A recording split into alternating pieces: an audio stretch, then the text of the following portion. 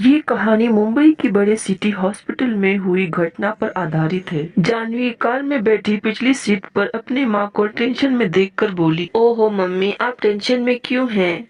आपको तो खुश होना चाहिए, आज आपकी बेटी पहली बार जॉब के लिए जा रही है। वो बात तो सही है बेटा, लेकिन जिस हॉस्पिटल में तू जा रही है वो सही नहीं है तेरे लिए। तूने सुना है ना थर्ड फ्लोर के बारे में।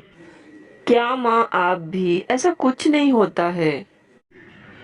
और जानवी अपनी माँ की बातों को नजरअंदाज करके हॉस्पिटल में चली जाती है। उसके साथ के लोग भी अच्छे थे।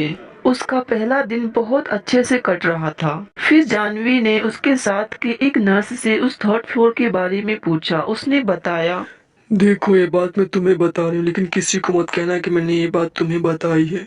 आज से ठीक 5 साल पहले यहाँ एक औरत का ऑपरेशन किया गया और उस ऑपरेशन में उसकी मौत हो गई। उसके बाद उसकी आत्मा यहीं भटकती है। फिर तांत्रिक को बुलवाकर उसकी आत्मा को तीसरे फ्लोर पर कैद कर दिया है। लेकिन अगर जान प्यारी है तो उस फ्लोर की तरफ देखना भी मत। तुम्हारे लिए यही अच्छा होगा। उन दोनों की बात हो ही रही थी कि वार्ड बॉय आकर कहता है, जानवी, तुम्हें राहुल सर ने बुलाया है। तुम्हारी आज ही ज्वाइनिंग हुई है ना? जी सर। डॉक्टर राहुल जानवी को एक स्लिप देते हुए कहता है, ऊपर जाकर स्टोर से ये दवाइयाँ ले आओ और ध्यान से ले आना। इंजेक्शन काफी महंगे हैं, ठीक है? जब जानवी स्टोर से दवाइयाँ लेकर सीढ़ियों से आ रही थी तो थर्ड फ्लोर पे आते ही उसके हाथ से दवाइयाँ गिर गई और कुछ इंजेक्शन फर्श पर गिर गए और कुछ इंजेक्शन थर्ड फ्लोर के गेट से होते हुए अंदर चले गए।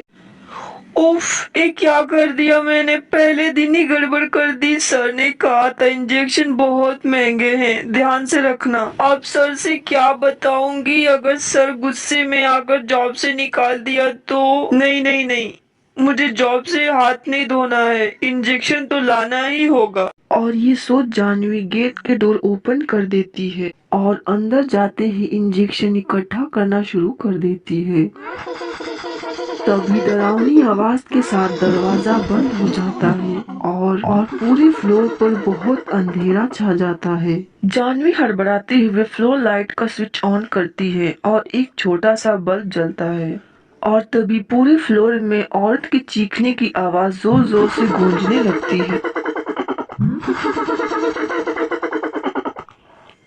जानवी बहुत डर जाती है और लड़खड़ाती आवाज में कहती है, कौन है?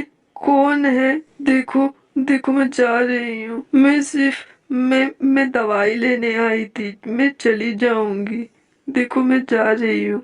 देखो, प्लीज कुछ मत करना, प्लीज, प्लीज, प्लीज। और तभी भूतनी जानवी से कहती है, बदला लेने में तुम्हारी मदद चाहिए।